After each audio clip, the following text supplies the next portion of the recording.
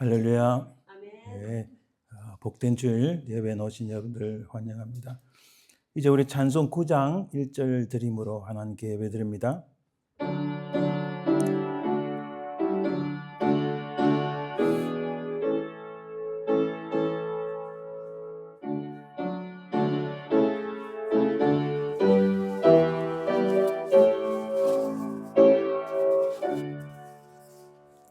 하늘에 가득 찬 영광의 하나님, 온 땅에 충만한 존귀하신 하나님, 생명과 빛으로 지혜와 권능으로 언제나 우리를 지키시는 하나님, 성부와 성자와 성령 삼위의 하나님, 우리 예배를 받아주시옵소서.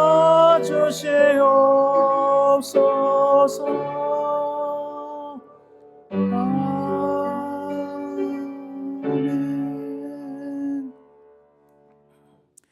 너희 모든 나라들아 여호와를 찬양하며 너희 모든 백성들아 그를 찬송할지어다. 우리에게 행하신 여호와의 인자심이 크시고 여호와의 진실하심이 영원함이로다. 할렐루야.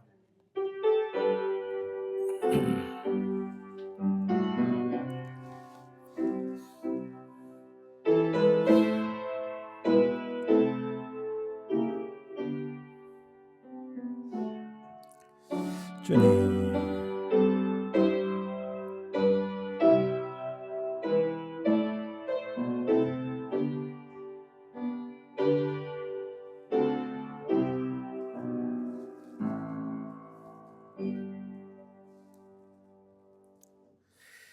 그러가신 아버지 하나님 아버지의 은혜와 사랑을 감사드립니다. 하나님, 우리 인간들은 다 죽었던 죄인들이었으나 우리 주 예수 그리스도의 십자가의 구속의 은총으로 말미암아 우리가 그를 믿음으로 생명을 얻었고 또 장차 하나님 나라에 들어갈 소망을 주신 것 참으로 감사드리나이다. 우리 인생들을 구원하시게 십자가 달리신 예수 그리스도의 은혜와 사랑을 참으로 감사드립니다.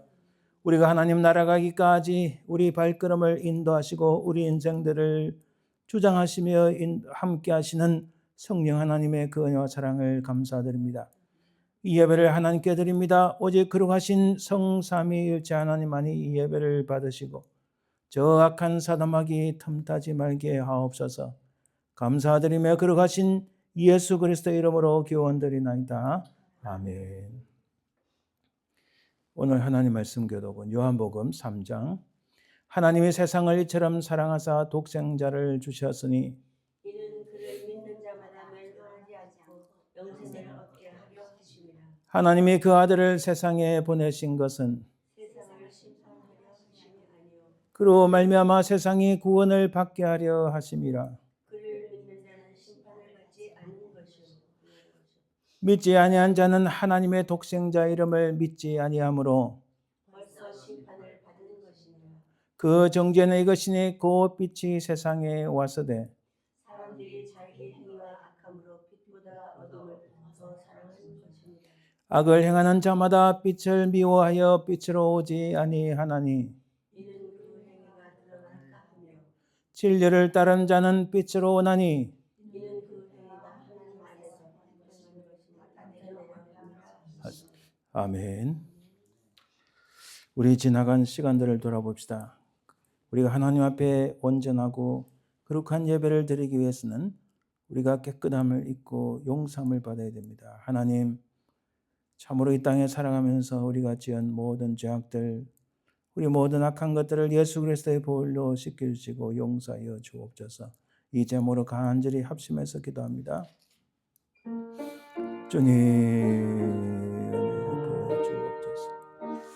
주여 인도하여 주옵소서. 간절히 주여 아버지 하나님 은혜를 베푸시고 용서해 주옵소서. 이 시간들을 새롭게 하시고 죄악들을 용서해 주옵소서. 주님 도우소서. 인도하여 주시옵소서. 주님 도와 주시옵소서.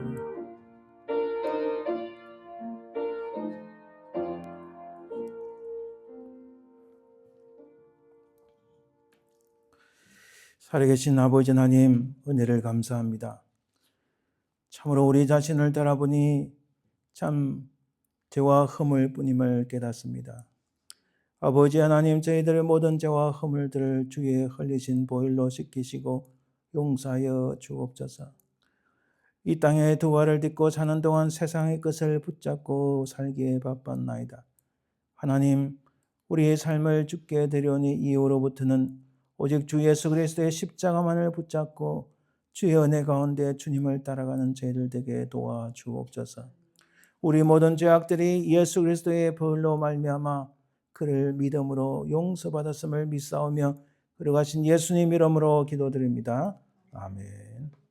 사도신경으로 우리의 신앙을 고백합니다. 전능하사 천지를 만드신 하나님 아버지를 내가 믿사오며 그 외아들 우리 주 예수 그리스도를 믿사오니 이는 성령으로 잉태하사 동정녀 마리아에 나시고 본디오 빌라도에게 고난을 받으사 십자가에 못 박혀 죽으시고 장사한지 살만에 죽은 자 가운데서 다시 살아나시며 하늘에 오르사 전능하신 하나님 우편에 앉아 계시다가 저려서 산자와 죽은 자를 심판하러 오시리라. 성령을 믿사오며 거룩한 공의와 성도가 서로 교통하는 것과 죄를 사하여 주는 것과 몸이 다시 사는 것과 영원히 사는 것을 믿사옵나이다. 아멘. 찬송 93장 찬양드립니다.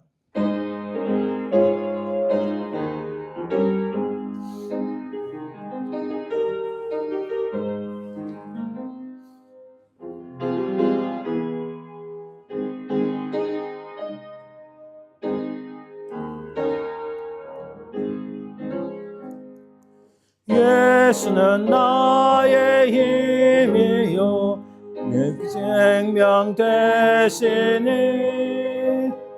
그 주 예수 떠나 살면 죄 중에 빠지리. 눈물이 앞을 가리고 내 맘에 근심 쌓일 때 위로하고 힘주시리 주 예수. 예수는 나의 힘이요 내 친구 되시니 그 은혜를 간구하며 풍성히 받으리. 햇빛과 비를 주시니 추수할 곡식만 도다.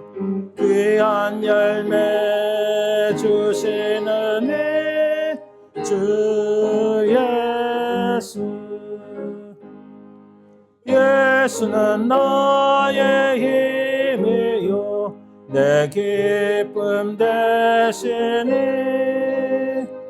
그 명령을 준행하여 늘 충성하겠네.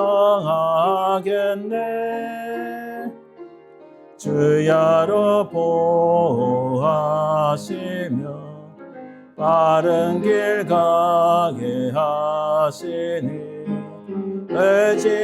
의지하고 따라가리 주 예수. 예수는 나의 힘이요 내 소망 되시니 이 세상을 떠나갈 때 곧 영생 얻으리. 한없는 복을 주시고 영원한 기쁨 주시니 나의 생명 나의 기쁨 주 예수. 아멘. 우리 합심해서 기도합니다. 오늘은 먼저 우리 연약하신 분들 위해서 간절히 기도하시길 바랍니다. 하나님의 기적 같은 은혜로서 연약한 모든 것이 치유되는 역사가 있도록 기도해 주시고, 또 우리 사랑하는 그 대한민국 땅을 위해서 기도해 주시길 바랍니다. 이 악한 자들, 특별히 이 공산주의를 따르는 악한 자들 얼마나 많은지, 그들은 법도 없고 윤리도 없고 도덕도 없고 부모도 없고 자식도 없는 그런 악한 자들, 모든 악행들이 드러나게 하시고 하나님의 은혜로 이 우리 한국 땅이 다시 소생되고 새로워지는 역사가 있도록 간절히 기도하시길 바랍니다. 오늘 말씀을 전가하시는 우리 스튜어트 목사님, 또 저를 위해서 간절히 기도 부탁드립니다. 함께 기도합니다. 은혜로우신 아버지 하나님 감사합니다. 아버지 하나님, 연약한 백성들 위하여 기도합니다. 아버지 하나님, 그들을 붙잡으시고 주의 성령께서 역사하시고 주의 은혜로 말미암아 아버지 하나님 기적 같은 역사가 있게 하시고 놀라운 하나님의 치유의 역사가 있게 도와주옵소서.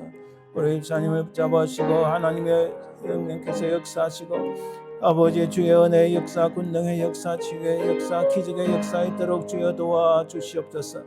아버지 하나님, 그 모든 분들 깨끗이 치유되고 하나님의 은혜 가운데 능력의 치유가 나타날 수 있도록 주여 도와주옵소서. 사랑해 주님 감사합니다. 하나님 기억하시고 그를 세우시고 새롭게 하여 주시옵소서. 주님 도와주옵소서. 인도하여 주옵소서. 사랑해 주님 감사합니다. 아버지 하나님, 은혜를 풀어 주옵소서. 하나님도 세우시고 권능으로 붙잡아 주옵소서. 사랑해 주님, 참으로 한국 땅을 기억하시고 모든 그 악한 자들, 악한 행들이 저저 낮에 드러나게 하시고 그들을 멸하시고 한국 땅에 새로워지는 역사가 있도록 주님 도와주시옵소서. 능력으로 역사하여 주옵소서. 아버지 하나님 감사합니다. 오늘 잡으시고 말씀을 정확하게 역사하여 주옵소서. 사랑해 주님 감사합니다. 아버지 하나님, 우리 가운데 연약한 심령들이 있습니까? 주의 권능의 손으로 온전히 치유하사 아버지 하나님 기적 같은 치유의 역사 나타내 주시옵소서. 모든 연약한 부분들이 온전히 치유되고 새로워지고 회복되고 아버지 하나님 예전보다 더 강건할 수 있도록 인도하여 주시옵소서. 사랑해 주님 감사합니다. 우리 연약한 심령이 주께 부르짖으오니 하나님의 권능의 손으로 역사하시고 육신뿐만 아니라 우리 심령이 치유되고 우리가 참으로 이 땅에 살아가면서 아버지 하나님 오직 주님만을 의지하며 믿음으로 승리하는 저희들 되게 하옵소서.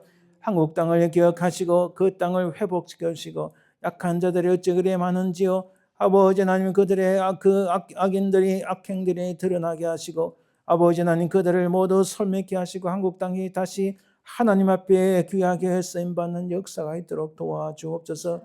이 시점에서 아버지 하나님 한국교회가 잠잠하지 않게 하옵소서. 그들이 통해 잡아가고 회개하여 하나님의 공의와 정의를 외치는 자들이 되게 도와주옵소서. 아버지 하나님 감사합니다. 오늘 우리 스튜어트 목사님 성령의 권능으로 붙잡으시고 종을 붙잡으셔 하나님 말씀을 말씀대로 전가하는 역사가 일어나 우리가 말씀을 통하여 큰 은혜를 받는 귀한 시간 되게 하옵소서. 감사드리며 걸어가신 예수님 이름으로 기도드립니다. 아멘. 오늘 믿는 자는 주의 군사 같은 이라는 제목을 하나님 앞에 찬양 인조 드립니다.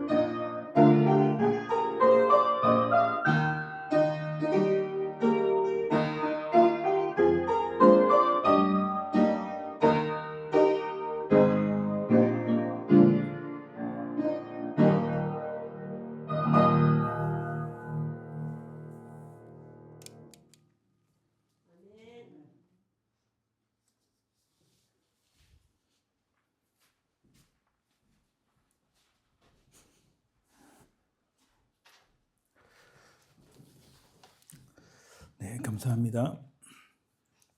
우리 예물을 위해서 기도합니다. 하나님 감사합니다. 우리가 빈손으로 오지 아니하고 이렇게 하나님 앞에 몸과 마음과 뜻과 정성과 예물을 드립니다.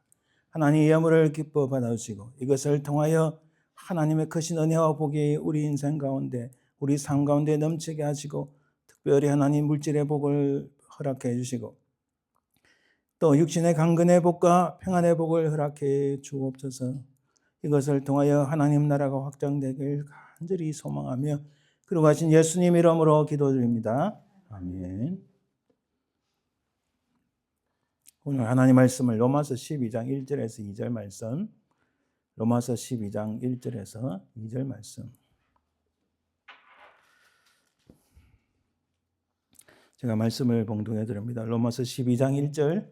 그러므로 형제들아 내가 하나님의 모든 자비하심으로 너희를 권하노니 너희 몸을 하나님의 기뻐하시는 거룩한 산 제물로 드리라. 이는 너희가 드릴 영적 예배니라. 너희 세대를 본받지 말고 오직 마음을 새롭게 함으로 변화를 받아 하나님의 선하시고 기뻐하시고 온전하신 뜻이 무엇인지 분별하도록 하라. 아멘. 우리 한번 기도합니다. 하나님 감사합니다. 오늘 말씀을 통하여 우리가 어느 자리에 서 있고 무엇을 해야 될지 깨닫는 큰 은혜를 주옵소서. 말씀을 전가하는 이나 듣는 이나 한결같은 하나님의 크신 은혜를 소망하며 그러고 하신 예수님 이름으로 기도드립니다. 아멘. 예, 오늘은 이 세대를 본받지 말고 우리가 로마서 12장 1, 2절 말씀은 아마도 한두 번 들어보신 말씀은 아닐 겁니다. 오늘은 우리가 조금 다른 각도에서 한번 살펴봅시다. 자, 우리가 살고 있는 오늘날의 도시 문명은 어디에서 왔을까?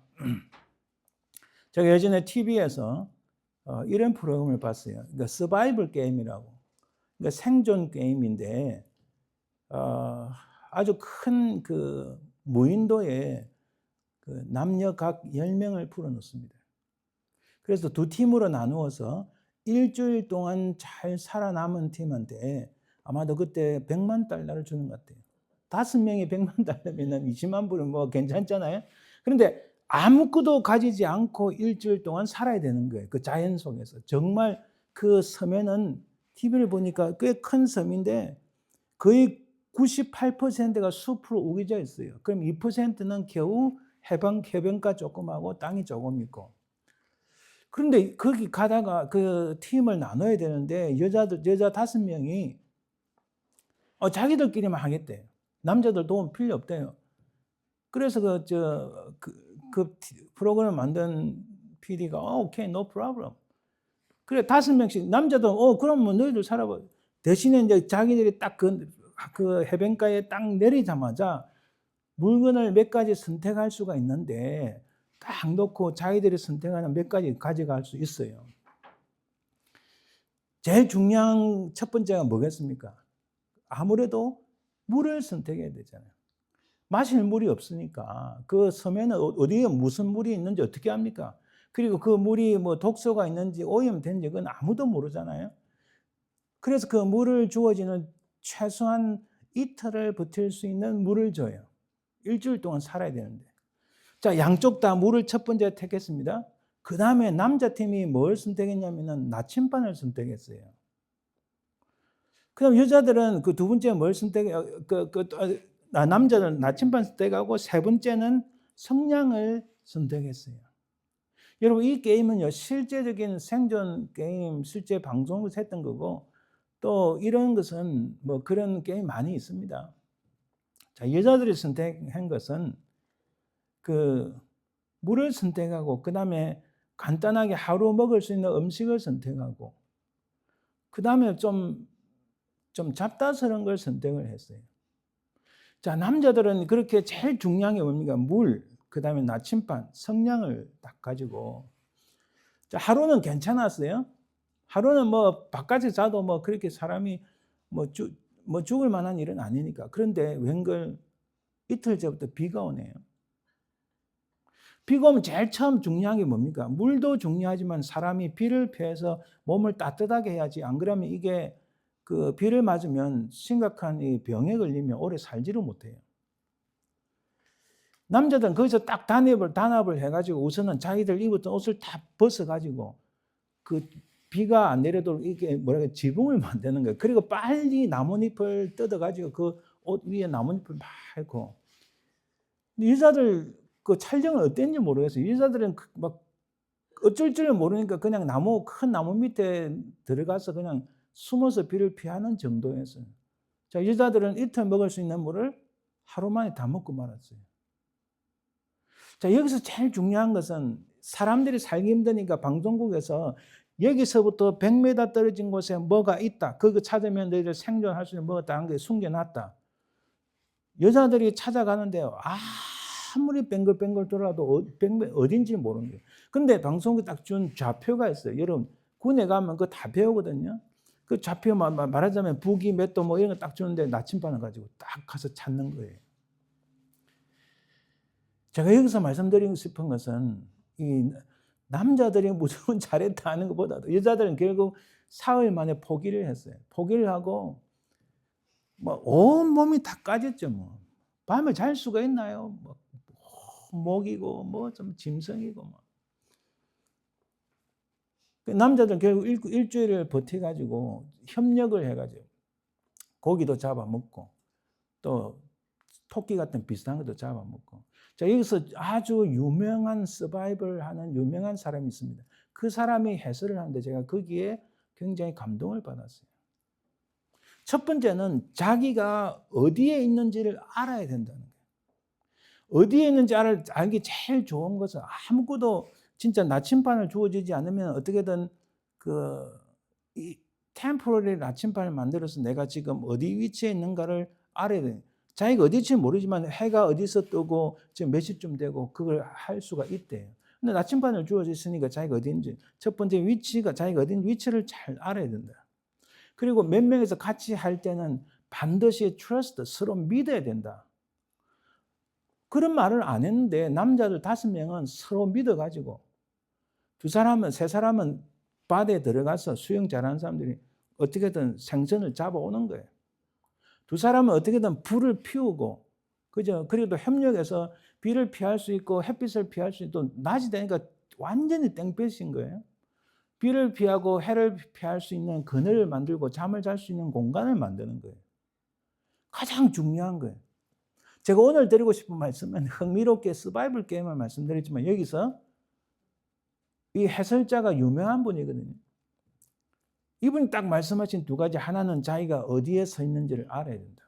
둘째는 만약에 같이 있다면 서로 신뢰를 하고 하나의 팀으로서 나가야 된다. 굉장히 중요한 걸 이야기를 했어요. 우리도 마찬가지입니다. 오늘 우리가 도시 문명 속에 사는데 우리가 살고 있는 도시 문명이 도대체 어디서 왔고 내가 지금 어느 자리에 서 있고 내가 누구를 믿을 수 있는가, 그거 정확하게 알아야 된다는 생각을 가집니다. 서론이 좀 긴데 제가 한 가지만 더 말씀드리면, 이번에 한국의 그 사태를 통해서 아마도 우리 한국 대통령 윤석열 대통령이 뭐 우리 흔히 속된 말로 식겁을 했을 거예요. 근데 여기서 제일 중요한 건 많은 사람들이 이야기해요. 정말 잘했다. 본인은 본인이 그랬죠. 내가 한 사람 죽고 나라를 구할 수 있다면 이거보다 더한 게 어디 있냐. 진짜 그랬던 것 같아요. 딱 그러고 나니까 누가 자기 주변에 있는 사람들 중에 누가 진짜고 누가 가짜인지 밝혀졌잖아요. 그죠? 지금 제가 정치 이야기하는 거 아닙니다. 어제 그 윤석열 대통령이 그 구치소에서 나왔잖아요. 나오고 나서도 헌법재판소, 이거는 헌법재판소에 굉장히 영향을 미치는데, 헌법재판소의 어필은 영어로 말하면 이렇게 다시 우리 한국말로는 야 뭐야 좀 똑바로 해봐, 사실 이런 의미거든요. 그 어필을 하는 탄원서에 사인을 한 국민의힘 그 당의 108명의 국회의원 중에서 76명밖에 안 했다고 어제 전에 밤에 나오더라고요. 그 32명은 뭐 했느냐? 안 한 거예요. 그 중에 다수는 윤석열 대통령의 힘을 입었고 또 윤 대통령의 그 앞에 처음 들었을 때 비서관 했던 사람들도 있어요. 그 윤 대통령 때문에 다 국회의원을 했고 비서관을 했잖아요. 그런데도 사인을 안 한 거예요.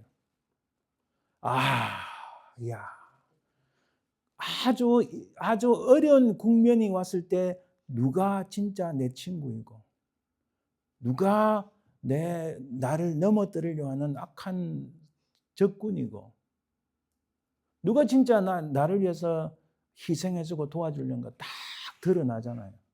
그죠? 제가 누가 나쁘다 이야기하는 거 아니고 제 인생에 살면서도 정말 황당하고 있을 수 없는 일들을 경험했어요. 제가 딱 어려워지고 주머니에 돈이 없으니까 떠나가는 친구, 진정으로 가까이 와서 나를 위로해주고 도와주려 하는 친구, 극명하게 갈리는 경험을 합니다. 그리고 무엇보다 또 중요한 것은 그 어려운 국면에 처했을 때 내가 진짜 하나님 앞에 온전한 믿음을 가졌는가. 그 테스트하는 시간을 생각하고 몰라 될 대로 되지 뭐 까짓 거 다 포기하지 뭐 이런 게 아니라 하나님께서 내 믿음을 보시려고 하구나. 내 지금 딱 그 꺼져가는 촛불과 같은 인생의 마지막 길에서 하나님께서 나를 어떻게 보시는가. 내가 어떻게든 여기서 믿음으로 나가야 되겠다. 가실 거 이 세상에 있는 거 다 잃으면 어때? 가실 거 죽으면 죽으리라. 내가 하나님 앞에서 믿음을 지켜야겠다. 바로 그 어려운 국면에 딱 그 두 가지가 나타난다는 거예요. 우리가 이 세상 살아가는 이 땅, 이 도시 문명이 어디서 왔는가 이것을 알고 내가 어디에 서 있고 이 어려움이 닥쳐올 때 광풍 같은 소용돌이가 몰아칠 때 누가 진짜 나의 편에 있고 누가 나를 도와주며 또 내 믿음을 정말 온전할 수 있는가 우리가 이것을 깊이 볼 때에 하나님의 역사가 나타난다는 그런 의미입니다. 까짓 거 없으면 어때? 내가 아니면 와이프가 기도하겠지. 나 아니면 목사님이 장로님이 기도하시겠지. 누가 기도하겠지. 이러면 하나님 역사가 안 나타나는 거예요.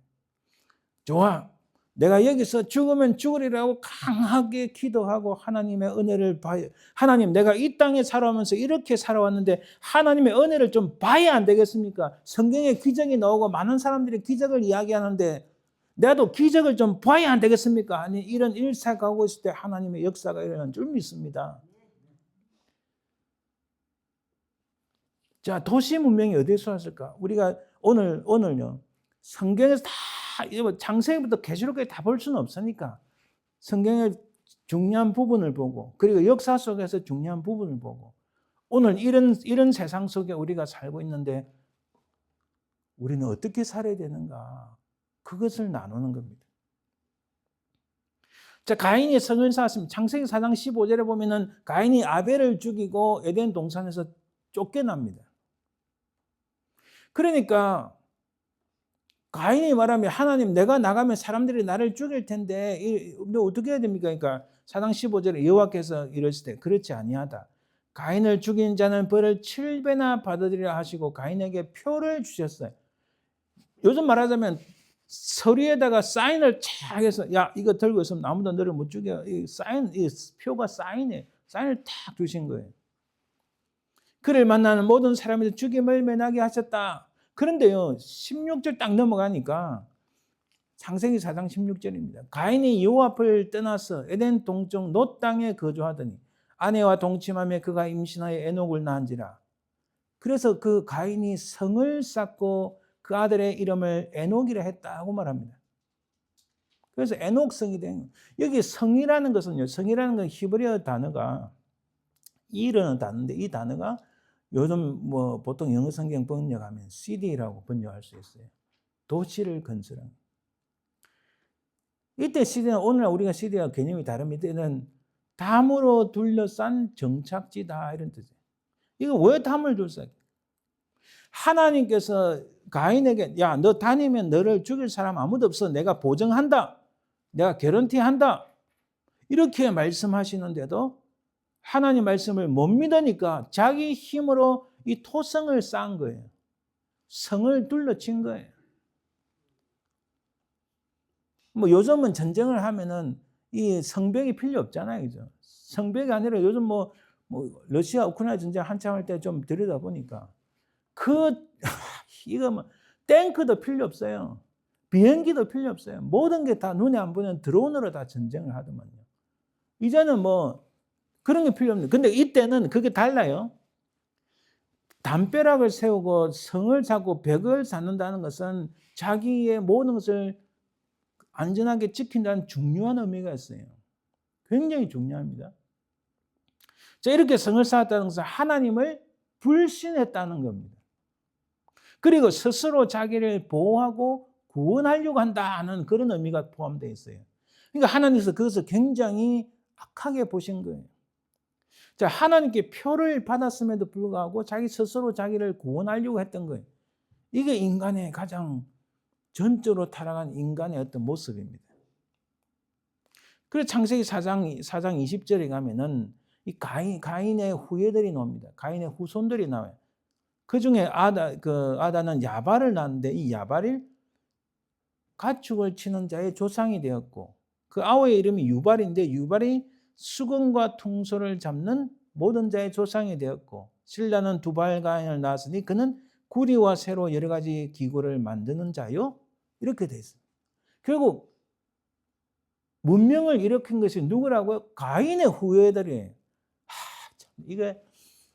이거 참 어떻게 말씀을 드려야 되나? 어떻게 아벨을 죽인 가인의 후손에서 이런 문명이 일어났을까? 참 아이러니하고 참 가만히 생각하면 참 이해가 쉽지 않은 거예요. 하나님 뜻을 하나님께서 어떤 플랜을 갖고 계신지 참 이해하기가 쉽지 않습니다. 어찌됐든 이 가인의 후예들이 창세기 4장에 의하면 인간 문명을 일으켰습니다. 목축업을 일으켰고 예술을 일으켰고 기계의 문명을 일으킨 거예요. 그리고 4장 23절에 가니까 다시 그 후손 중에 라멕이 나옵니다. 라멕이 말합니다. 내가 사람을 죽였고 소년을 죽였도다. 가인을 위하여는 벌이 7배일진데 라멕을 위하여는 벌이 77배다. 이거 굉장히 교만하고 악한, 그러니까 굉장히 악한 세대라는 것을 알 수 있습니다. 이 가인의 후손들이 모든 것을 장악한 상황이다 이렇게 볼 수 있어요. 그렇죠? 가인의 후손들이 모든 것을 장악했다. 그 결과가 뭡니까? 창세기 6장 5절에 가니까 여호와께서 사람의 죄악이 세상에 가득함과 그의 마음으로 생각하는 모든 계획이 항상 악할 뿐임을 보시고 이것들이 전부 악하구나. 그 결과가 뭡니까? 하나님께서 노아를 세우시고 홍수 심판을 일으키시잖아요. 그들을 싹쓸이 해버리신 겁니다. 자, 그런데도 불구하고 창세기 11장에 가면은 또 바벨 타협 사건이 일어납니다. 창세기 11장 4절에 보니까 또 말하되 자 성읍과 탑을 건설하여 그 탑 꼭대기를 하늘에 닿게 하여 우리 이름을 내고 우리 이름을 낸다는 것은 자랑스럽게 하자는 것이 아니고 이것은 하나님에 대한 도전인 거예요. 하나님에 대한 도전이에요. 인간이 얼마나 악한 것임을 알 수 있습니다. 자, 이렇게 바벨 탑을 쌓는다는 것은 건축 기술이 좋아졌다는 거죠. 가인의 후손들이 도시 문명을 일으키고 그리고 그 사람들이 바벨 탑을 쌓음으로써 하나님께 도전하는 이런 사건들이 일련의 사건들이 일어납니다. 자, 그리고 나서 우리가 붕 뛰어서 창세기 3장 11절에 가면 하나님께서 이스라엘 백성들을 구원하시기 위하여 모세를 부르십니다. 그 모세가 하나님 앞에 야, 네가 가서 이스라엘 백성들 좀 구원해라. 내가 너 도와줄게. 내가 너를 불렀으니 네가 가서 좀 해라. 알겠지? 했는데 모세가 대답이 이렇습니다. 모세가 하나님께 하려되 내가 누구이기에 바로에게 가며 이스라엘 자손을 애굽에서 인도하여 내리까? 이 모세가 이렇게 말한 근거가 어디 있을까요? 모세는 애굽 땅에 있을 때 자기 힘으로 그 히브리인들을 구원하려고 노력했어요. 그런 중에 한 명을 죽였잖아요. 경비병 한 명을 죽였잖아요. 아, 내가 그래도 지금 애굽의 왕궁에서 40년 동안에 교육받고 내가 뭔가 되지. 나에게 파워가 있어. 내 힘으로 이들을 구원해보자 해가지고 경비병을 하나 딱 죽이고 나니까 어떻게 되면 사실 자기의 지위와 자기 가진 것들 별거 아닌 게 딱 드러나 버렸잖아요. 그러니까 그러면 나 살리라. 여러분 제일 놀라운 파워가 뭡니까? 36개 주일량이 제일 큰 파워예요. 우리가 나쁜 놈 만나면 기분 같아서는 막 진짜 삼손같이 한 방 때리고 막 이러고 싶은데 그거는 뭐 이상일 뿐이고 현실은 36개 주일당이 제일 좋은 방법이에요. 그죠? 악한 놈들 만나면.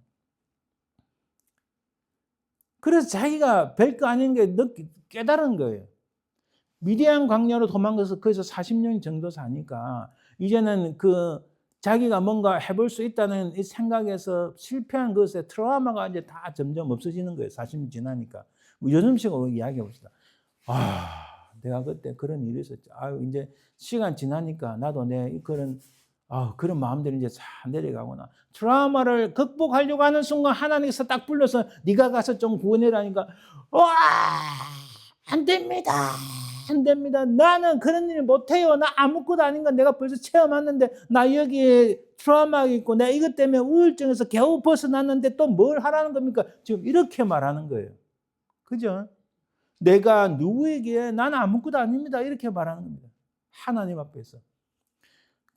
근데 모세가 yes, 예, 오케이, 이제 가겠습니다. 하고 이제 아론하고 그 애굽 땅의 바로를 찾아갑니다. 5장 2절에 바로가 가서 바로 왕, give me my 백성, 내가 끌고 나가겠다.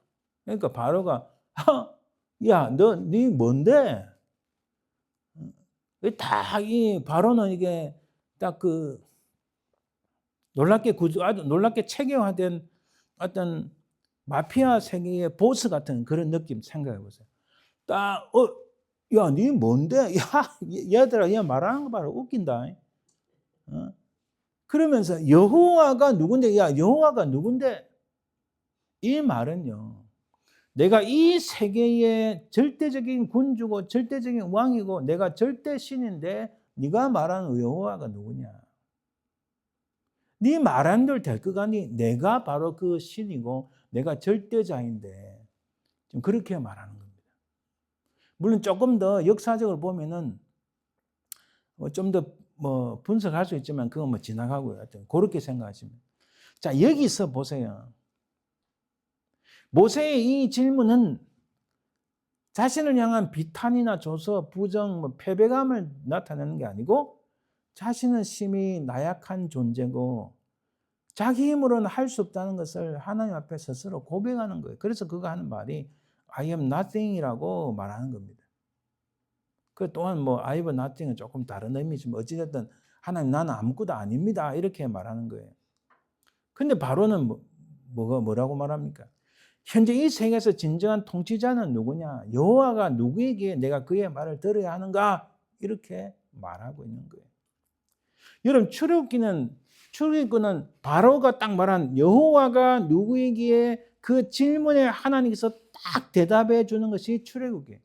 제가 전에도 말씀드렸지만 다시 말씀드리는데 우리가 출애굽기 읽을 때 10가지 재앙, 홍해가 갈라지고 구름 기둥과 불꽃이 나타나서 막 이런 사건들 또 샘물이 터지고 막 이런 일 우리가 그것을 많이 기억을 하는데 사실 그런 것들보다 더 중요한 것은요 뭐냐면 두 가지야.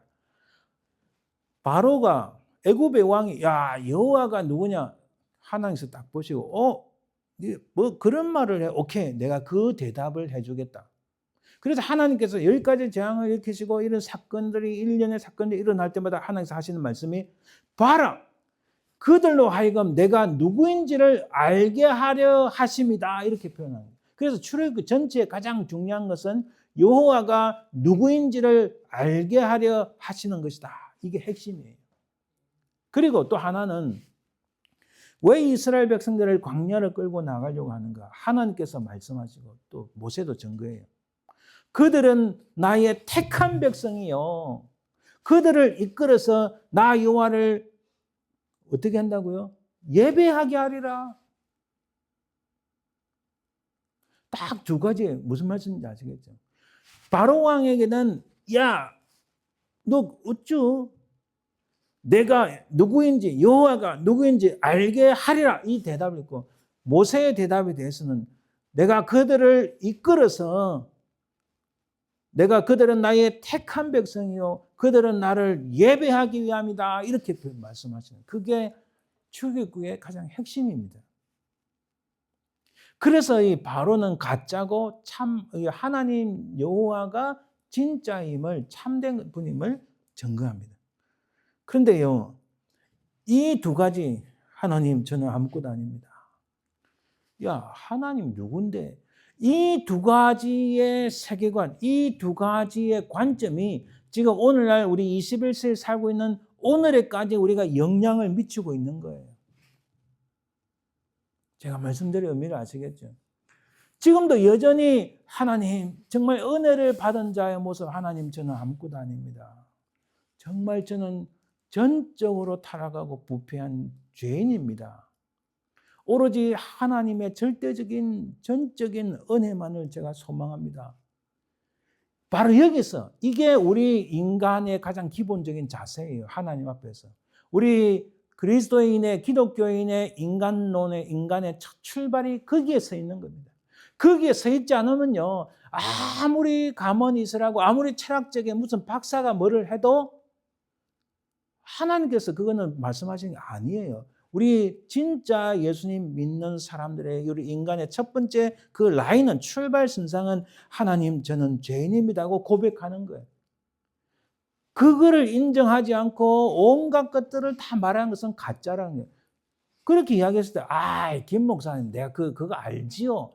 그거 알죠? 그러면 알면은 나는 진짜 죄인임을 고백하고 통해 자복하고 하나님의 은혜를 소망합니다. 진실로 고백하고, 그렇게 한 사람은 그런 말을 할 수 없는 거야. 그 라인에 설 수 없는 거야. 그것은 바로가 말한, 야, 여호와가 누구야? 하나님을 배역하는 라인에 서 있는 거야. 이렇게 말을 할 수 있어요. 제가 지금 무슨 말씀드리는지 이제 번뜩 뜨이죠. 이번에 한국의 사태를 통해서 수많은 크리스천들이 이 나라를 바로잡고자 다 막 광야로 나온 거예요. 바깥으로 나온 거예요. 길거리로 나온 거예요. 저는 이렇게 생각했어요. 하나님께서 이 정치적인 문제를 떠나서 하나님께서 한국 교회를 향하여 외치는 경고다. 그런데요, 수많은 교회들은 가만히 있어요. 가만히 있고, 그거 뭐 우리가 다 알지만은 뭐 분열이 일어날까봐, 그리고 또 서로 다툴까봐, 그건 좋은지 나쁜지는 우리 다음에 보자. 아니요, 여러분 보셨지 아시겠지만 이번에 실패하고 이번에 뭔가 문제가 발생하면 지금 계속 나옵니다. 미국에서 근래 미국에서 힌트를 주세요. 실제로 국방 차관을 통해서 힌트를 주세요. 오케이, 한국이 넘어가면 우리는 한국을 버린다 했어요. 첫 번째 버린다 표현 안 해요. 첫 번째 뭐예요? 한미 동맹을 끊는다 했어요. 미군을 철수한다 했어요. 그러면 끝나는 겁니다. 끝나는 거예요. 실제로 그런 일이 일어날 수 있습니다. 그래 되면요, 공산화가 되면은 그 큰 교회 목사들 뭘 할 거예요? 그 큰 교회들 가만히 있을 것 같아요. 총칼을 들고 들어와서 야, 다 나가. 끝나는 거예요. 그렇죠? 딱 두 가지 화면을 봤어요. 제가 어느 쪽을 지지하고 좀 나쁘다 또 말하는 것보다도 여러분들 판단해 보세요. 지난 토요일 날 그 이쪽에서는 밖에 길거리에 나와서 참 진리를 외치는 막 고함치고 하는데, 이쪽에서는 똑같은 시간 안에 자기들 교회 안에서 토요 예배를 드린 거예요. 예배 드려야죠. 근데 이 토요 예배는요, 한국이 요즘 미국을 따라가는데, 토요일 날 예배, 특히 저녁에 예배 드리면 주일 날 안 와도 된다는 생각들이 꽉 차 있어요. 지금 큰 교회 중심으로. 심각한 문제예요. 야, 우리가 교인이 많아서 주일날 다 예배 못 드리잖아. 그러니까 토요일 밤에 드리면 몇 시간 차인데 뭔 관계 있어? 그런 생각이 있는 미국의 큰 교회들이 다 무너졌어요. 거짓말이 아니에요. 그런 일들이 벌어나는 거예요. 우리가 하나님 예배 드려야 되는데, 그러나 선지자들 계속 말하는 거예요. 너희들 다 찌끄러기 위에 앉아있는, 내가 너희들을 등불 들고 찾아서 다 멸하겠다. 스바냐 선지자가 그렇게 말씀하셨잖아요. 어쨌든 이 모세와 바로의 질문은 오늘날 우리 21세기까지 영향을 미칩니다. 제가 오늘 우리가 도시 문명 어디에 서 있는가 말씀을 드리려니까 너무 자꾸 길어지는데 빨리빨리 지나가겠습니다. 자, 성경을 넘 그다음 우리 역사 속에서 4세기 보면은 어거스틴과 펠라기우스라는 이 두 논쟁이 있어서 굉장히 중요합니다. 우리가 성경을 신약을 뛰어넘었는데 신약의 바울이 분명히 말씀합니다.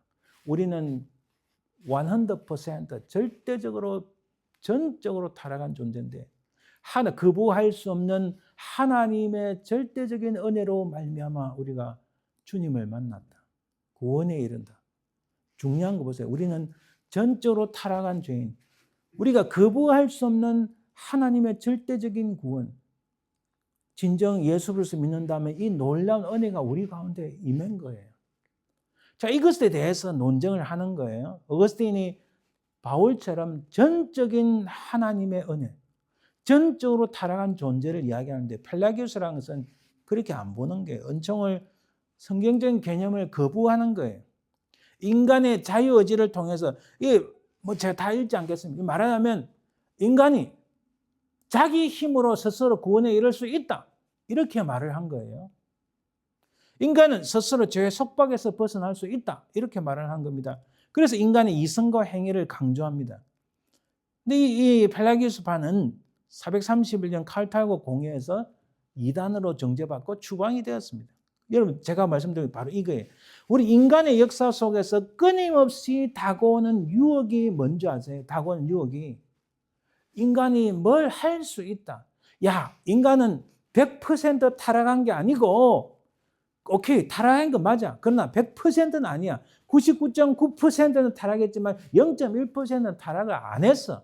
그래서 그 0.1%를 가지고 우리가 우리 스스로 구원할 수 있는 거기에 이르를 수 있다. 이 생각이 어디까지 이르렀습니까? 창세기 아까 가인이 아들 낳고선 난 아들 이름을 딴 에녹성을 쌓을 때 바로 그 생각이 있었고 그 생각으로 가인의 후예들이 스스로 자기를 구원하기 위하여 이 물질 문명을 일으켰다는 거예요. 이 물질 문명을 일으킨 것이 시간이 다 지나서 끊임없이 우리 인류 역사 속에 등장하면서 그러나 바울이 신약 성경에서 분명히 특히 로마서에 보면 인간은 전적으로 타락하고 부패한 인간인데 하나님의 거부할 수 없는 절대적인 은혜로 말미암아 구원에 이르렀다. 그래서 에베소서에 보면은 이것은요 하나님의 선물인데 인간이 행위로서가 아니라 전적인 하나님의 은혜라고 강조를 해요. 그거를 4세기에 가서 또 논쟁이 있는데 그 논쟁이 어거스틴과 펠라기우스라는 사람에서 논쟁이 되는데 이 펠라기우스가 성경에 따라서 이건 잘못된 것이다. 자, 이렇게 쫓겨났는데 이게 또 나타납니다. 제가 다 넘어갔어요. 15세기에 보면은 프랑스가 1525년에 프랑스가 스페인의 전쟁에 졌어요. 프랑스는 가톨릭쪽에 가까웠어요. 자, 가톨릭 가까다 보니까 그때 여러분 여왕 마고라는 영화를 보면 아주 흥미로운데 마고 여왕이 앙리 3세하고 결혼했어요. 앙리 3세는 그 개신교파고 마고는 가톨릭파인데 자, 결혼을 해서 서로 이제 협력하고 다시 프랑스가 자꾸 내려앉으니까 스페인은 전쟁 진으로 좀 국력을 키우기 위해서 우리 다투지 말고 서로 합치자. 이러고 나서 여왕 마고가 한 저녁에 결혼식 딱 끝나는 그 저녁에 프랑스 파리에서 5,000명의 사람을 죽였어요. 개신교를. 그게 바로 위고노 사건이에요. 개신교를 믿는 5,000명의 사람들을 죽여요. 나중에는 마고가 죽습니다. 그리고 앙리가 프랑스의 그 황제 그러니까 앙리 3세가 되는 거죠. 결국 개신교가 승리를 하는데 자, 그런 역사적 상황 속에서 이 1517년에 마틴 루터가 있고 그 이후로 저빙글리 존 칼빈이 종교개혁이 일어납니다. 종교개혁이 일어날 때 이 사람들이 이렇게 세 가지 부류의 사람들이 있어요. 야, 우리는 가톨릭이 맞다. 그게 딱 달라붙은 게 오케이, 뭐 내리든 그렇게. 근데 또 하나는 우리는 개혁파로 가자. 철저히 하나님 말씀을 돌아가자. 근데 중간에 야, 내가 마음은 원의로 돼. 육신이 약해서 맨날 이런 말하는 야, 우리가 남이가 내 마음은 거기에 있어. 내 마음은 거기 있어. 그러나 내 삶에 입에 풀칠을 하기 힘드니까 먹고 살아야지. 그래 이쪽에 있는 거야. 좀 이해해줘. 이거를 칼빈이 신랄하게 불판합니다. 근데 이게 지금 오늘날까지 이어지고 있는 거예요. 그 뒤에 나타나요. 조금 좀 간단히 말씀드리면 이 펠라기우스는 하나님의 전적인 은혜를 무시한 거예요. 칼빈은 바울과 어거스틴처럼 하나님의 전적인 은혜를 주장하는 거예요. 그러니까 이 펠라기우스 쪽으로 내려갈수록 인간의 힘으로 뭘 할 수 있다는 이 생각이에요. 그 조금 더 나은 게 반이라는 것은 반대가 아니고 절반이라는 거예요. 세미 펠라기우스가 있고 그 다음에 조금 칼빈주 가까운 게 알미니언주. 교단을 따지면 여기 알미니언주에 가까운 게 미국의 유나이티드 메소시스트. 그래서 이 사람들은 거부할 수 없는 하나님의 전적인 은혜를 말 안 합니다. 엄격히 말하면요. 감리교가 다 그런 거 아니지만 엄격히 말하면 감리교는 하나님의 전적인 절대적인 은혜를 안 믿는 사람들이에요, 사실. 심각한 문제가 있습니다. 근데 그건 모르고 그냥 끄떡끄떡 가는 거예요. 목사도 그게 맞는지 안 맞는지도 모르고 설교도 못 하는 거예요. 실제로 그래요. 여기 뭐 한인교회 다 마찬가지입니다. 여러분 제가 너무 신랄히 비판하지만 언제 또 이런 이야기 할 수 있겠습니까? 자, 이런 가운데 이게 18세기 영국에 산업혁명이 일어납니다. 1700년대죠. 그리고 계몽주의 르네상스를 거쳐서 19세기에 드디어 산업혁명의 여파로 인해서 막시즘이 등장합니다. 여러분 칼막스 아시죠? 칼막스는 정치와 종교에 있고 펠라기우스는 종교와 철학의 영역인데 여러분 종교와 철학과 정치와 경제는 다 연결되어 있어요. 그래서 펠라기우스의 인간의 힘으로 뭘 할 수 있다는 이 생각이 정치와 종교의 형태에 나타난 게 바로 만나서 나타난 게 바로 칼막시즘이에요. 칼마르크스주의예요. 아시겠죠? 거기에 진화론이 나타나서 진화론에 찰스 다인이 자기가 그걸 발견하고 야, 내가 빨리 칼막스를 만나가야 돼. 내가 이 놀라운 결과를 보여줘야 되는데 그래서 막시즘하고 이게 진화론하고 딱 같이 가는 거예요. 같이. 제가 사실은 엄청나게 많은 시간과 많은 걸 지난 거 지금 간단하게 말씀드려요. 왜 이 말씀드리는지 제가 한번 잘 들어보세요. 근데 이 전통적인 막시즘은 망했어요. 왜? 언제요? 1990년에 구소련이 무너지면서 망한 거예요. 1921년에 그 러시아에 무슨 혁명이 있죠? 와, 이게 뭐 서당계 3년이면 풍을 엎는다고. 1917년에 그 구소련의 볼셰비키 혁명이 러시아에서 일어나잖아요. 1917년에서 1990년 해봤자 80년도 안 돼요. 80년도 안 되는 세월 동안에 칼 막시즘에 의해서 건설한 공산주의가 막을 내리잖아요. 그 옆에 1921년에 이게 뭡니까? 모택동에 의해서 모택동주의에서 중국이 공산화돼 가면서 이 중국 공산당이 깜짝 놀라는 거예요. 우리도 망하는 거 아닌가? 근데 그런 공산당이 정말 농업 1차 산업밖에 할 수 없는 미개한 사회인데 이 미개한 사회를 만들어준 게 미국의 대통령 몇 명 있잖아요. 그죠? 닉슨부터 해가지고 이 근래에 오바마까지. 자, 막시즘에 진보하는 사람들이 가만히 보니까 우리 종교와 경제에 치중하면 안 되겠다. 왜냐하면 여기 보세요. 1960년대부터 특히 미국과 유럽을 중심으로 노동자 계급이라도 중산층이 등장하고 삶의 질이 바뀌니까 사람들이 막시즘에 관심이 없는 거예요. 여러분 제가 지금 말씀드린 게 몇십 년 안 된 사건들입니다. 그렇잖아요.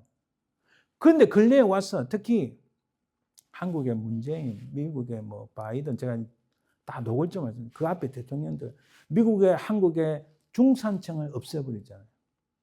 중산층을 없애야만이 이게 진정한 사회주의 그다음에 공산주의로 가는 길인 거예요. 그래서 이 막시즘 사람들이 가만히 보고 안 되겠다. 우리 초점을 달리던 게 대중문화에 파고 들어가고 미디어에 파고 들어가고 교육에 파고 들어가고 정치적 이데올로기에 파고 들어간 거예요. 그래서 나타난 게 프랑스의 프랑크푸르트 학파, 미국의 시카고 학파 이런 학파들의 유명한 사람들이 나오면서 힐러리가 뭡니까? 시카고 학파 어느 유명한 교수의 제자잖아요. 다 그렇게 나오는 거예요. 그래서 여러분 지금 그 여파로 뭡니까? 미국의 헐리우드의 배우들이 다 좌경화됐잖아요. 다 이쪽에 경도됐잖아요. 한국에 뭡니까? 30년 전부터 나온 심각한 한국 교육의 문제를 일으킨 정교조잖아요. 정교조 때문에 지금 한국의 40대, 50대는 다 이런 어리석은 이런 데 세뇌돼 가지고 막 그래 놓는 거잖아요. 왜 지금 트럼프 대통령이 교육부를 없애려고 하는지 그 이유를 우리가 알 수 있는 파트인 거예요. 미디어, 미국 보세요. 한국 보세요. 다 좌경화돼 가지고 이게 어디에 라인에서 있는가? 다 막시즘, 사회주의, 공산주의 이론에 가는 거기에 서 있는 거예요. 제가 지금 할 말 드리고 싶은 말씀하는 이게 핵심이 아니고 그 여파로 놓은 게 우리가 미국에서 맨날 듣는 게 극단적 페미니즘, 레디컬 페미니즘, 워키즘 한국말로 뭐 깨시민 뭐 이렇게 번역할 수 있는데 그래서 비판적 인종 이론, 캔슬 컬처, LGBTQ, 레디컬 비건이라고 해서 그 채식주의를 말합니다. 채식주의 좋죠. 근데 레디칼로 갈수록 이 사람들 이상한 사람들인 거예요. 극단적인 환경론자, 특히 에센스를 통한 크리티컬 페다고기, 그러니까 이거는 교육과 관련된 거예요. 모든 전통과 전통을 거부하는 겁니다. 그래서 여러분, 이 세상의 문명은 가인이 성을 쌓고 그리고 당차 다가오는 계시록에 대한 무너지는 큰 성 사이에 우리가 있다는 거예요. 이 세상 문명이, 우리가 살아가는 도시 문명이. 바로 이 성은 뭡니까? 성벽이 있는 자는 영구적인 거주지다 이런 의미가 있어요. 이 단어의 의미가. 그 permanent settlement or city 이렇게 번역을 하는 거예요. 이 히브리어 단어를. 자기들 인간의 힘으로 구원에 이를 수 있다. 이런 생각을 가지는 거예요. 그런데 계시록에 보면 이 큰 성 바벨론은 반드시 무너진다. 바로 그 사이에 이렇게 막 두 개 사이에 우리가 끼어가지고 막 꼼짝 못하고 이래 가고 있는 거예요, 인생을. 바로 이런 도시 문명에 살고 있는 우리 상황이 어떤가? 구약에서 말하는 여호와의 날은 심판의 날입니다. 심판의 날이 구약에서 선지자들 외치는 심판의 날이 누가복음 4장에 보면 예수 그리스도로 말미암아 심판의 날이 어떻게 바뀌었다고요?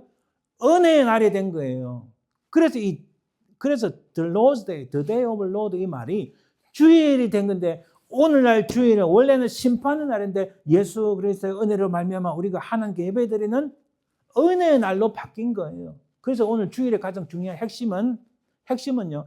안식에 대한 안식의 개념도 있지만 보다 더 중요한 것은 3일 만에 부활하신 예수 그리스도의 그 부활을 찬양하고 예배하는 데 의미가 있는 거예요. 왜? 우리도 장차 이 땅에 죽음을 뽑지만은 그러나 장차 주님이 오시는 그날에 우리가 다 부활의 영광에 참여할 수 있기 때문에 모든 자들이 다 죽은 자들이 부활을 하지만 그러나 악한 자들은 심판의 부활로 나오죠. 우리는 심판받지 아니하는 예수님 말씀 나오잖아요. 요한복음 5장 24절에 우리는 심판에 이르지 아니하고 영원한 하나님 나라에 들어갈 줄 믿습니다. 이것을 우리가 정확하게 알아야 되는 거예요. 장차 올 여호와의 큰 날은 재림의 날인데 여러분 보세요. 그래서 우리가 구원의 반열, 구원을 받는 그 라인에 설 것인가 아니면 구원을 반영하는 라인에 설 것인가. 제가 이 근래에 마음이 참 답답하고 힘들어서 지난 한 2주 전에 말씀드렸지만 왜냐하면 수많은 우리 크리스천들 특히 우리 주변에 미국이든 한국이든 아는 가까이 있던 사람들이 구원의 반열에 서는 것이 아니라 구원의 반역의 라인에 서 있는 것을 보고 얼마나 안타까운지 그들이 도대체 어디 라인에 서 있는지 인식을 못하는 거예요. 그래서 제가 늘 그랬잖아요. 우리가 무슨 일을 할 때 찾아보고 남의 말만 듣지 말고 생각을 해야 된다. 배우고 듣고 한 게 얼마나 많습니까? 생각을 해야 돼. 생각이 없으면 그냥 하고 그 구원의 반역의 라인에 달려가면 끝장이라는 거예요. 그렇죠. 이런 세상에서 우리가 살고 있는데 로마서에 바울이 무슨 말씀하는가? 이 세대라는 것은 이 세대가 뭐예요? 바로 아까 가인이 만드는 그런 도시, 문명. 그 가인은 우리 힘으로, 내 힘으로 뭐 할 수 있다고 생각하는 그 모든 라인, 바로가 그렇게 이야기했죠. 펠라기우스 파들이 그랬죠. 하나님의 절대적인 전적인 은혜 우리 필요 없어. 내 힘으로 할 수 있어. 내 이성이 완전 타락하지 않았어. 우리가 장차 세월 이 인간의 기술로. 그래서 이건 이렇게 말하잖아요. 제가 몇 번 말씀드려요. 낙원은, 천국은 전설이 되어버리고 창조는 신화라다 이렇게 왜곡을 해버리는 거예요. 과학기술 문명이 이 땅에 낙원을 건설한다고 그들은 주장합니다.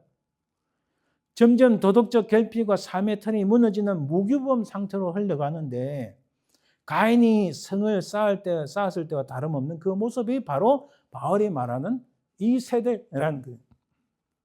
사단은 현대 문명을 통하여 인간의 모든 뿌리를 송두리째 뽑아버리려고 합니다.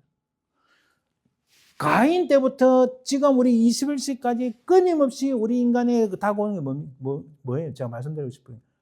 인간은 전적으로 타락하지 않았기 때문에 우리 인간의 이성으로, 인간의 힘으로 뭔가 이룰 수 있고 구원에 이를 수 있다. 그게 가인의 후예들이 세우는 그 문명, 기계 문명, 그 예술, 목적 없다. 그게 오늘날까지 인간의 과학기술 문명으로 우리의 구원을 이룰 수 있다. 이렇게 철저하게 생각하는 바로 그 세상 속에 우리가 살고 있다는 거예요. 그 세상 속에. 그래서 사람들은 낙원, 하나님 나라, 천국은 전설이야. 아무것도 아니야. 창조 하나님 지으신 그 신화일 뿐이야. 사람이 만든 스토리일 뿐이야. 내러티브일 뿐이야. 이렇게 말을 하는 세상 속에 우리가 살고 있다는 거죠.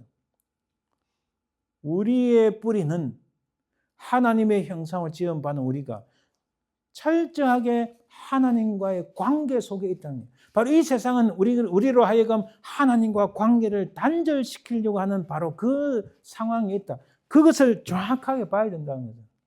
그래서 우리가 어느 라인에 선지 우리 자신을 봐야 되는 거예요. 제가 처음에 서론 제가 이야기를 너무 막 길었는데 나침반을 가지고 내가 지금 어디에 서 있고 나의 필요한 그 거리가 얼마고 방향이 어딘가 정확하게 보고 찾아가는 것처럼 내가 서 있는 위치를 정확하게 알고 내가 가는 길이 무슨 길이고 내가 가는 목적지가 어딘가를 정확하게 알아야 된다.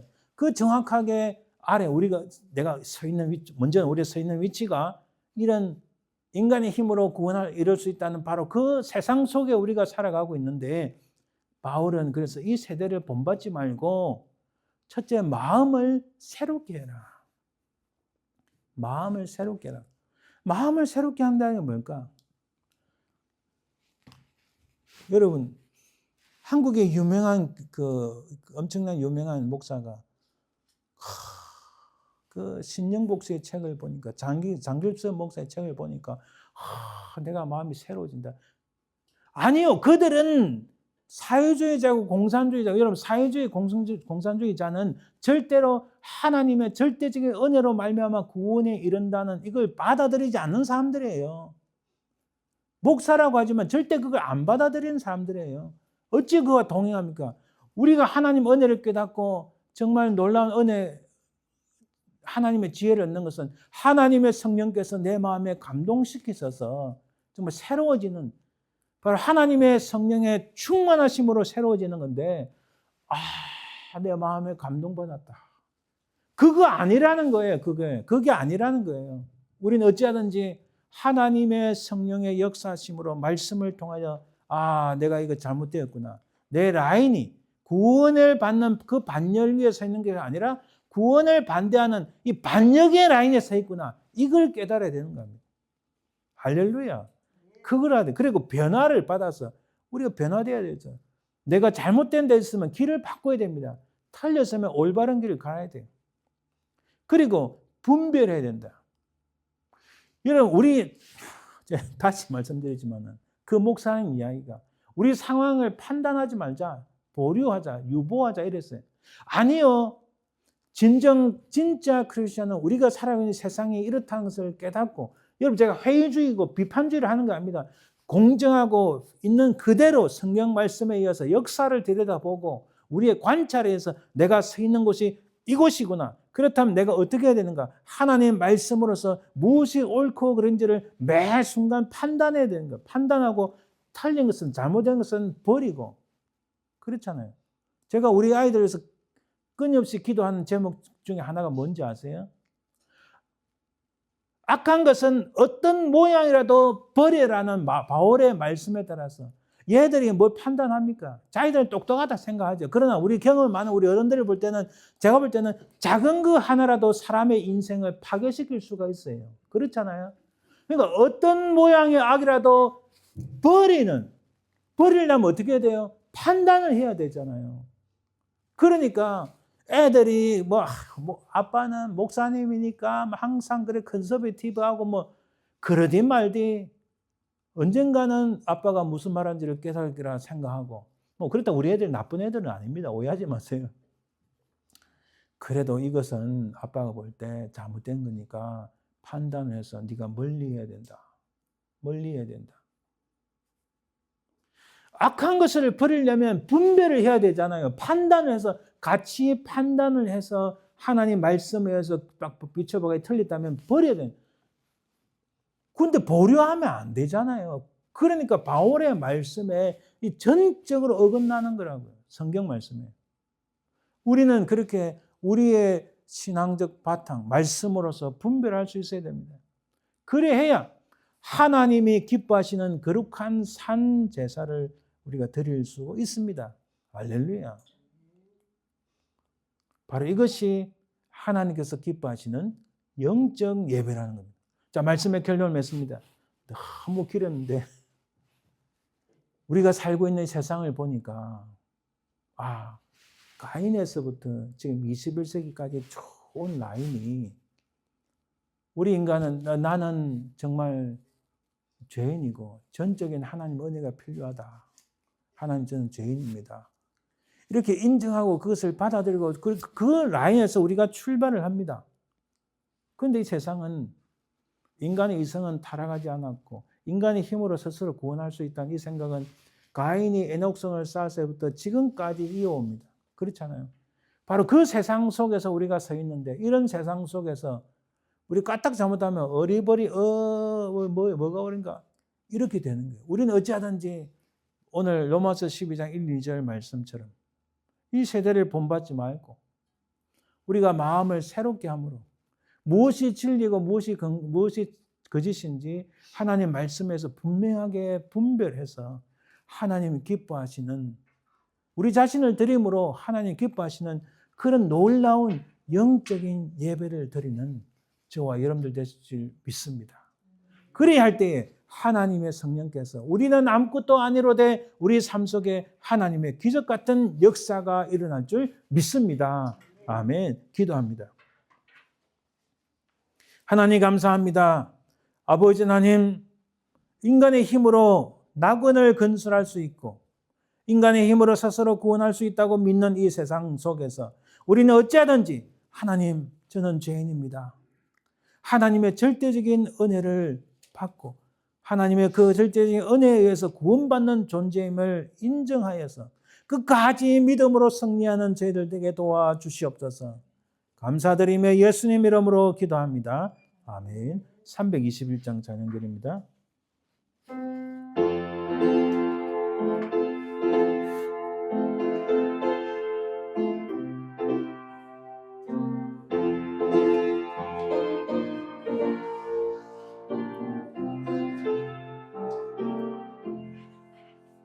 날 대속하신 예수께 내 생명 모두 드리니 늘 진실하게 하소서.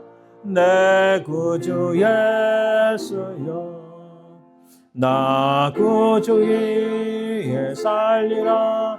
내 기쁨 한량 없으리.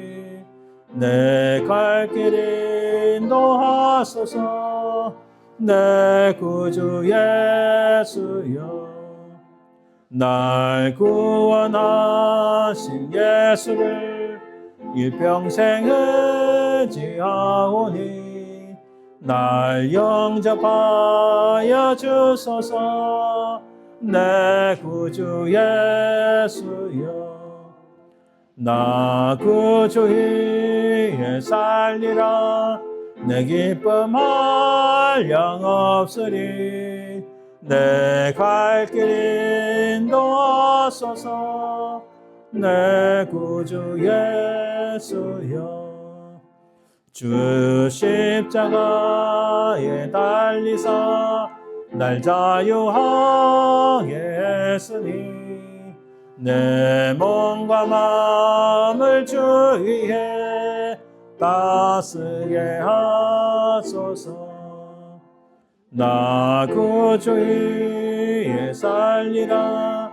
내 기쁨 한량 없으리. 내 갈 길 인도하소서. 내 구주 예수여.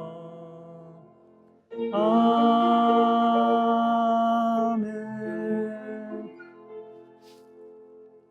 축도함으로 예배 마칩니다. 지금은 살아계신 우리 주 예수 그리스도의 은혜와 아버지 하나님의 그 크신 사랑과 성령의 동하심, 인도하심, 역사하심이 이 세상은 하나님을 배가는 세상이 있으나 그러나 아버지 하나님 우리가 이 땅의 빛의 존재로서 또 하나님의 은혜를 입은 자로서 끝까지 믿음으로 승리하는 저희들 되도록 주여 인도하시고 또 승리하기를 소망하는 모든 주의 백성들을 위해 그 사랑하는 자손들 위해 또 우리가 살아가는 모든 삶의 현장 위에 지금부터 영원토록 항상 함께 있을지어다. 아멘.